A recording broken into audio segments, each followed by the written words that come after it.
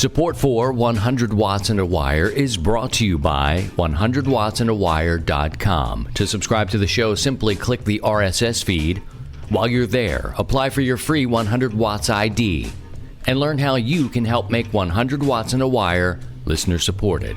Click the donate page and pick the option that works best for you. We've got a traveling toolkit, 100 Watts and a Wire gear, and more. That's 100wattsandawire.com. And ICOM. ICOM knows that ham clubs play a big role in bringing ham communities together. Listen to 100 Watts and a Wire to learn how you can register your club to win great prizes.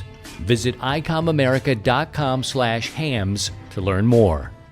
And LDG. LDG makes small, lightweight tuners ideal for portable and emergency operations. Some can operate on internal batteries for months of normal use, making them easy to carry, install, and use in the field. Visit ldgelectronics.com.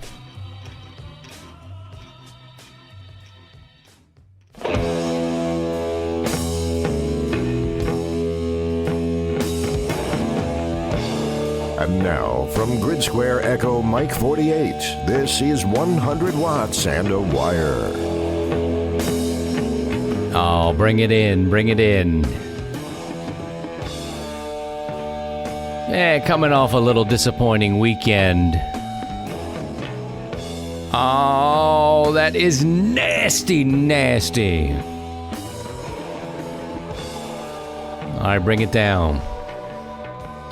Yeah, my Ravens went home. Well, they actually lost at home, so wasn't far to go unless they lived in a different state. It's all good, man.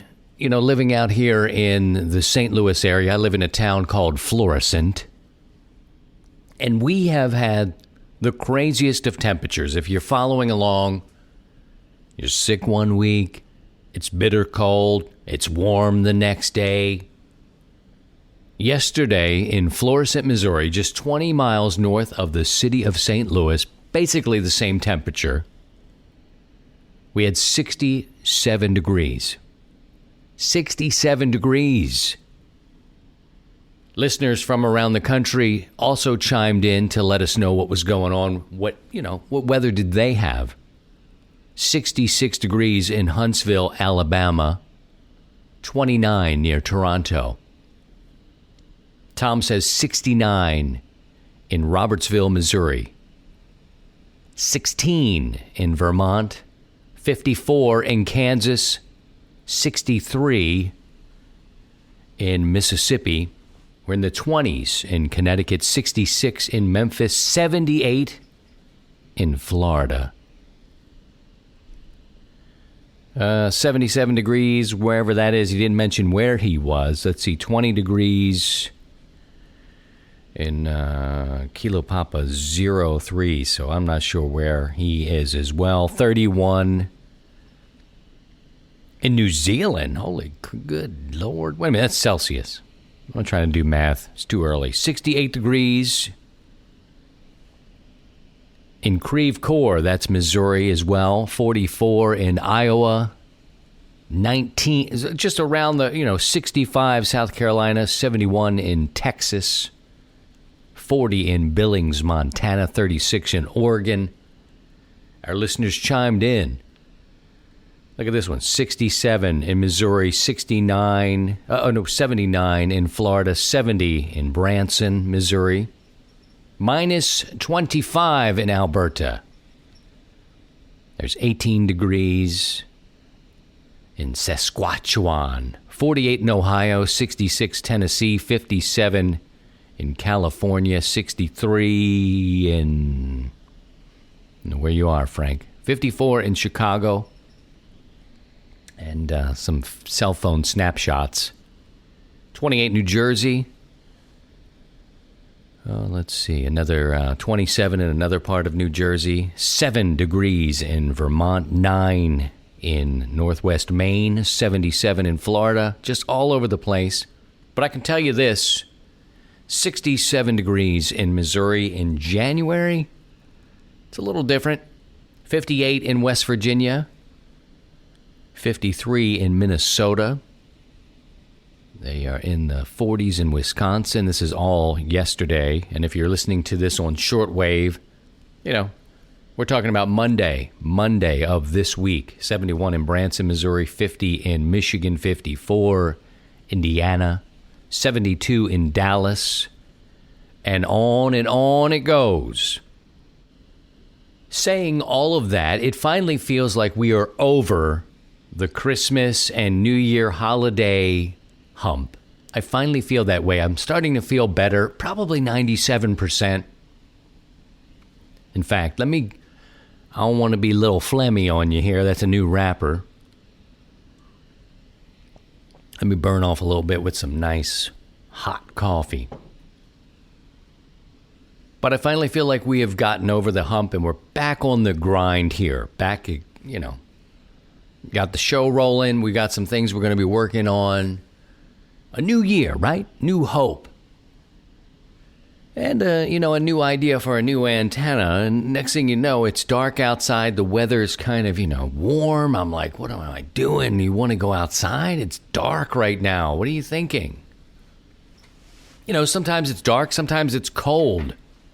What's wrong with me? I asked the Facebook group, Hamily, is it wrong to want to hang an antenna at night, like in the dark and cold? What's wrong with me? And then, of course, I don't want the answer to that. There's too many things. And you don't want to let yourself roam around up here. Andrew says sometimes you just want to play antennas. That's right, Andrew. That's what I'm talking about. Dane says, wrong, no, nuts. Maybe.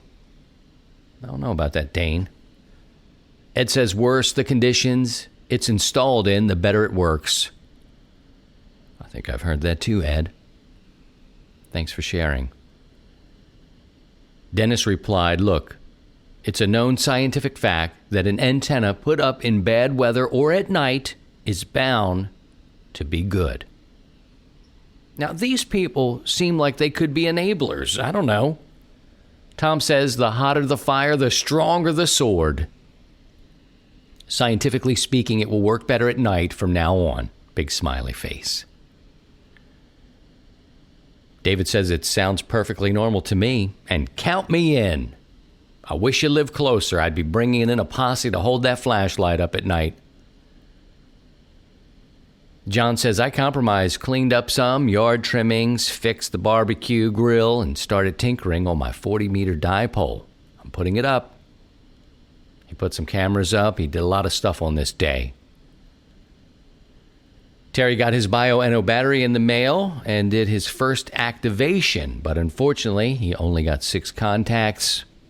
Doesn't speak to my nighttime question. Joe says, I don't see any psychological issues with this. Thanks, Joe. Coming from you, I'm going to need a second opinion. Eric says, I've done it a few times. I say, go for it. Stan says, so have I. Mark says, hanging a wire in the dark, freezing cold is a lot like childbirth. It's very hard and painful, but you'll forget about it soon enough and do another. William, I've done it many nights, out tuning antennas and fixing them. Even hung a G5 RV on a broomstick in a fence just to get on the air for the night. Now, see, I thought something was wrong with me because I had this hankering. I just needed to get out there and do it. I just was like, it's kind of warm, snow may come. I don't know. It'll be 67, but, I don't know. Of course, Will Banks, he puts out there, yeah, so's my Johnson. Yeah. I guess dark and cold. I don't know. Sounds like a tetanus shot or a shot of penicillin for Will Banks is needed. Lee says, yup, so something's wrong with me. Lance says, is it wrong to want to? No. Is it a good idea? Also, no. When do we start? I'll bring my climbing harness. I don't have a tower. I really don't climb the trees. And I got to tell you, though, you guys are enablers, but you get it. You understand that we are, we get something in the time. I think what it is the time. It's very hard to carve out the time to go and do the things we want to do. It sounds like a Jim Croce song. Never seems to be enough time to do the thing. Oh, that's a great song. Time in a bottle. It's true. Young family or, growing family and experiencing all the things we need, it's really hard to carve out the time to just sit in a chair a lot of times. And that's why a lot of people put this hobby down for a while. And you hear a lot of retired folks on the air. And the ones of us who are still on the grind, maybe getting in, we kind of dip in and dip out and get it while we can. Well, I've noticed, like, if my kids go to, sleep, maybe I could just run out there. You're tiptoeing out there and looking around and the neighbors are seeing lights from your headlamp. It's a scene, man. But look, I need to get this antenna tuned up. It's not quite where it is, and I think I've got some time right now, right around 10:30 p.m. Not quite that late. I did notice, though, getting out there, at 50 feet, dealing with an antenna, even a dipole, I like double bazookas, you've got something up 50 feet in the air, it's kind of difficult to judge the depth perception, hold the flashlight, and my headlamp. Now, maybe I need to explore this deeper. I don't know how much I'll be doing nighttime stuff. George Harrison liked to garden by the moonlight. He was also insanely wealthy. But he liked it. He liked to do that. But maybe a headlamp with some power where I can look up and see it. I had to have a headlamp for what I was doing in front of me, which is wonderful to have for working with your hands right in front of you. Granted, I need to take my glasses off, put the glasses in my pocket, do the work with my hands up close, and then when I turn to look back up, if I'm, sending this thing back up into the sky, I'm like, ooh, not enough. And then I had to get my big old flashlight. I swear the neighbors must think I'm crazy, but that's okay. Let them think that. Stay off my lawn, you saw my mom. So you guys did enable me. It's kind of like, yeah, it's crazy, but it's totally okay, man. Get out there, just be safe. And I think that's probably the biggest lesson here. Be safe at what you do. Don't go getting cavalier and foolish when, you're outside and it's hard to make a contact with somebody to get help if you slip. The one thing I was really worried about, pardon me. How do you like that sound? It's difficult when it's kind of soupy outside. You're on a hillside. You're going to bust that ass. You are just going to fall down if you're not careful, especially where I am. You're in the woods. It's hard. It's hard to see. So just be careful. I don't think there is any sort of issue with it. You just, I wouldn't go up on a ladder. What I was doing was I was going to tune an antenna up. I had to lower it down and raise it back up. Not a big deal. Trim it, take a reading, take a look, put it back up there. But, the perception of where's that branch? Like, am I high or am I low? I needed to have another source of light to help me along. The point is, with all of this, is be careful. You got to be careful. I wouldn't go up a tower. I'm not good for climbing anyway. I cannot help you, my brothers and sisters, with the towers. I don't think I'm of use to you up there. I'm not a, very strong climber in the heights. It has me thinking about other things like getting down. But tuning an antenna at night should be all right. You just use the proper discretion. And that's what I was working on early this week. Thank you for all of your input. And if you don't know, and if you're new to 100 Watts in a Wire, my name is Christian. I don't even think I said that. Pardon me. My call sign is Kilo Zero Sierra Tango Hotel. And we're into episode 183. You can find us at 100wattsinawire.com. Lots of things to do and see there. You can get yourself a 100 Watts ID. Everything's free. Subscribe to the show. You can listen to the show there as well in the 100 Watts in a Wire page of the website. And that helps too. We definitely are very excited to be on WTWW shortwave radio. You drop your radio into AM, listen on one of your antennas, and it's really cool. Now we air on Saturday evenings. There's a block of ham radio related programming. And it's a little fluid. I've noticed it's a little fluid. It may not start because some of these shows, the beauty of a podcast is I may talk for 40 minutes, I may talk for 22. So if they agree to run it, and there are other networks, online internet stations, 19, I think we're on 19 other outlets as well. They want to run the show because it's, it's content for them, or they dig it, they're into it, that kind of thing. But the timing of it isn't like broadcast radio where it's so 30 minutes here, doom, 27, 30, and you're out. I'm comfortable with that. But that's not really what a podcast or some online type of show is going to give to you. So I'm grateful. It's just sometimes you got to turn that radio on and listen. And when it comes on, it comes on. But usually in the evenings on Saturday, and it does sound good, like it's 30 over signal, crazy. However, if you want this thing delivered to your smartphone or device, you can subscribe to the RSS feed or just go there every Monday or Tuesday or whenever it's good for you and listen online. A lot of our older listeners tend to just go to the website, listen right there. Maybe minimize the window or download it. You can download it.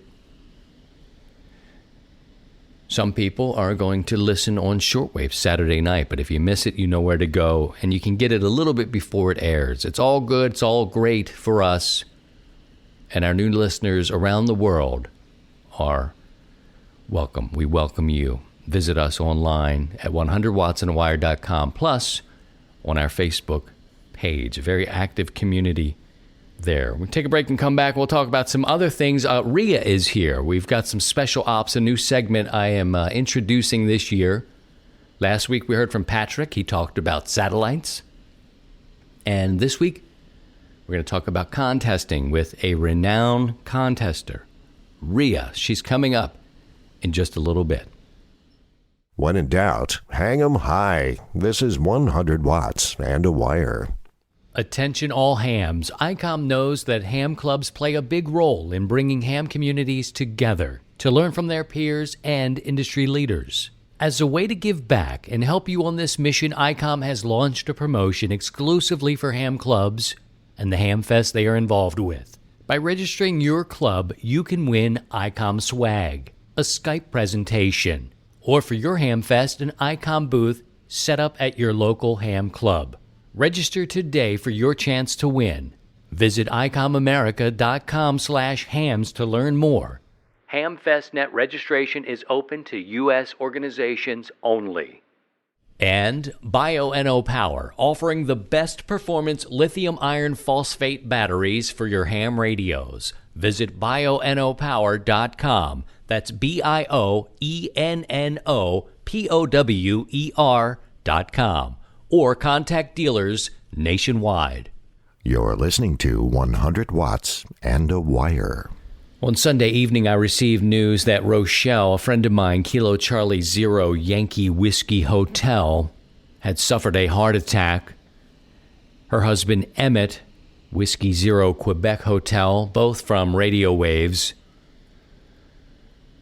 sent me the message to let me know that she had been taken to a hospital. Tests were being done. And so I want to lift up a prayer. I'm not the person to launch this prayer. However, we have a large community. We just happen to have Pastor Joe, way more qualified to lift a prayer up for our friend Rochelle. So I invited him in here today to do so. Hi, Rochelle. This is Pastor Joe, WA2JOE. We heard you were a bit under the weather, and I'd like to offer a prayer for you. Dear Lord, we ask for your healing for Rochelle, KC0YWH. Guide the doctors and nurses as she recovers and bring peace, wisdom, and strength to her husband, Emmett. God, we thank you for this family and ask your blessings on them now. Amen. Get well soon and back on the air, Rochelle. Your ham family misses you. For 100 watts and a wire, this is Pastor Joe Hughes, WA2JOE. From the summit to the shack, this is 100 watts and a wire. The new MFJ 2100 is here. It's the Octopus Antenna Hub. It can turn your ham sticks into 4 fully balanced dipoles in minutes. You can mix and match any 4 HF, VHF, and UHF bands. Simply screw in, say, 80, 40, 20-meter ham sticks and a dual 2-meter 440 whip on opposite sides. Now you have an automatic band switching 5-band dipole. It works at any height. Low for local NVIS and high for DX, and say at a fixed height, 20 or 30 feet, use 80 meters for NVIS and 20 meters for low-angle DX. It mounts on any mast up to 1 inch in diameter. You can use a fiberglass pole and a tripod, and you're on the air. It's perfect for casual, portable operation, or if you have limited space, HOAs, you can take it to field day or camping. It has a single coax feed with a built-in ballon. And what's more, your ham sticks break down to 4 feet for easy storage. Visit mfjenterprises.com for more information about the Octopus Antenna Base, the MFJ 2100.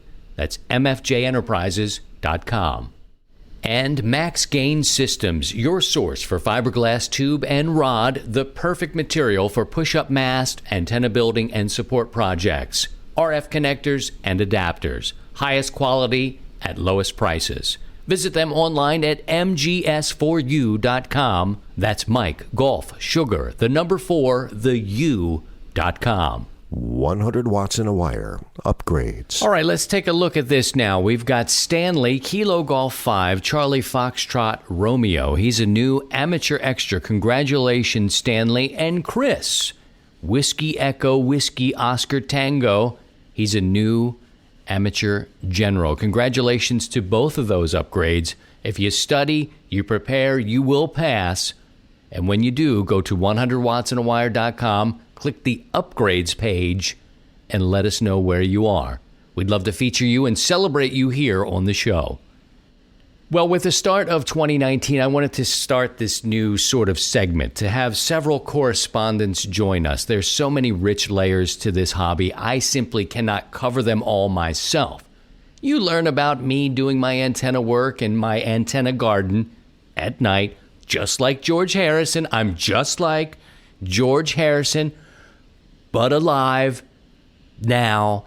And you understand that I can't cover all the great facets. There's so many things that interest me, like satellites and like contesting. Now, I'm not a contester, so I can't really speak to that. I'm not a contester right now, but I can tell you there's probably an adrenaline push that you receive when you get into a contest. Maybe one day I will find out too. I've invited my friend Rhea, N2RJ. She is a renowned contester, celebrated and awarded, to introduce us to this aspect. So here she is, Rhea, N2RJ. CQ contest, CQ contest. Anyone who has been on HF has heard it. Many of us have taken part. Some of us hate it, some of us live it. I'm one of those who lives it. I started in amateur radio as a high school kid in Trinidad and Tobago, primarily focused on amateur radio as an outlet for my desire to build and experiment with electronics. My early mentor, Mr. Tony Lemack, 9 Yankee 4 Alpha Lima, sadly a silent key, introduced me and some other high school age kids to several prominent hams. One of them was Frank Brooker, 9 Yankee 4 Victor Uniform. Then I remembered that call sign was pretty familiar to me, as my dad had left some older CQ magazines laying around. And as I thumbed through the pages, I saw his call sign listed under some sort of contest results page. It was from that point on that my curiosity for the competitive side of amateur radio began to take root. When I met Frank, he explained to us that he had friends come over from the United States and they would operate the radio all weekend and try to make contacts to as many parts of the world as possible. My eyes lit up as I heard about this globe-trotting adventure. It sounded like fun. Fast forward to when I actually got a license, we didn't have money for a decent HF radio, so I operated at a friend's house, just casually giving out contacts for points. If anything, it was fun. Through various life events, including emigrating to the United States at the end of the 20th century, I had forgotten about contesting and instead was wrapped up in emergency communications and local repeaters. These are very important parts of amateur radio, but I long to get on HF. I bought an ICOM 746 from a small store known as Barry Electronics in New York City. Outside of my apartment window, I strung a wire on a tennis ball and began to try to make contacts. That utterly failed as the noise levels in Manhattan were extremely high, and dodging the building security and super was getting tiring. I gave up.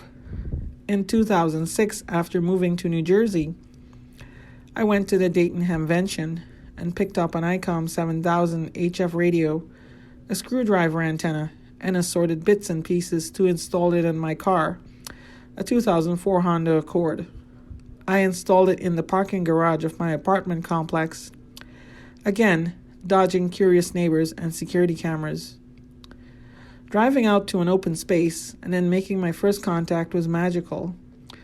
I had contacted Delta Radio 2006 Alpha, which was one of the Soccer World Cup special event stations. Wow, I was talking to Germany. I then looked to see what other operating events there were.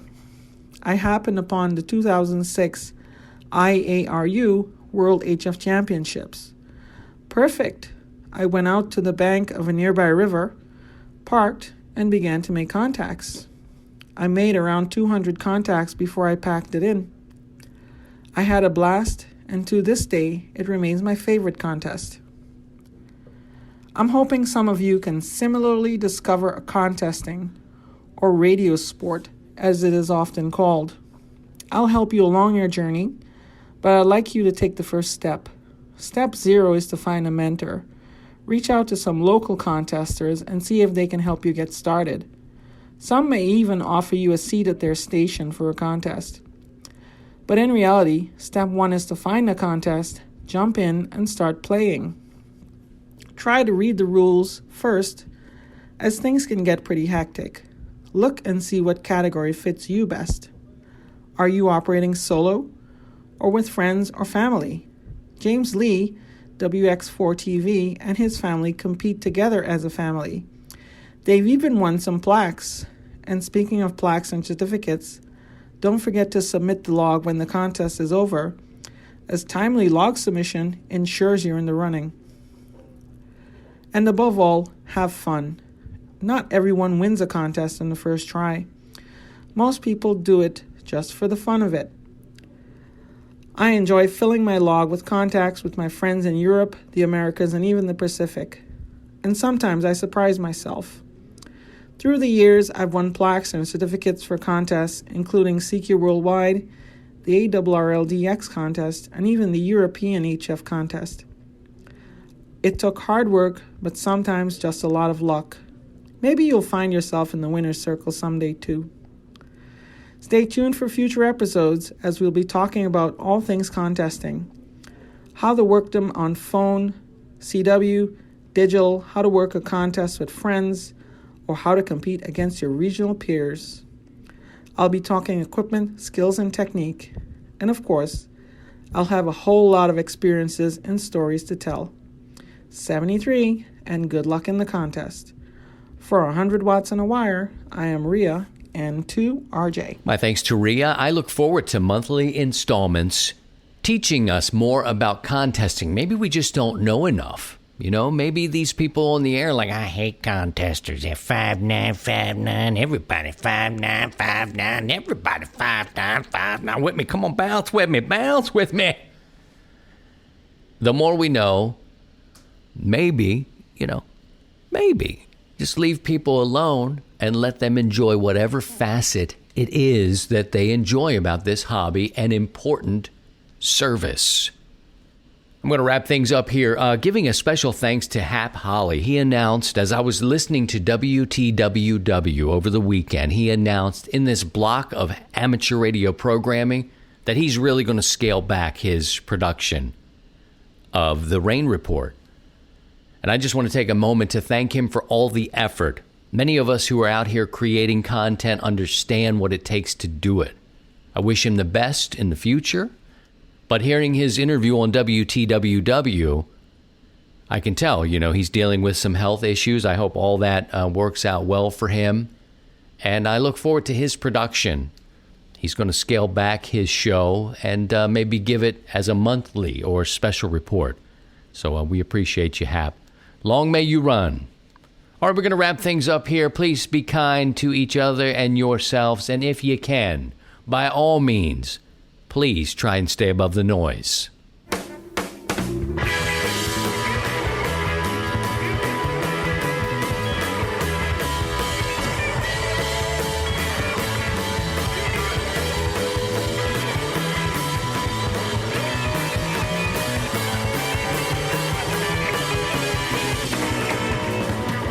To join the 100 Watts in a Wire community, visit 100wattsinawire.com.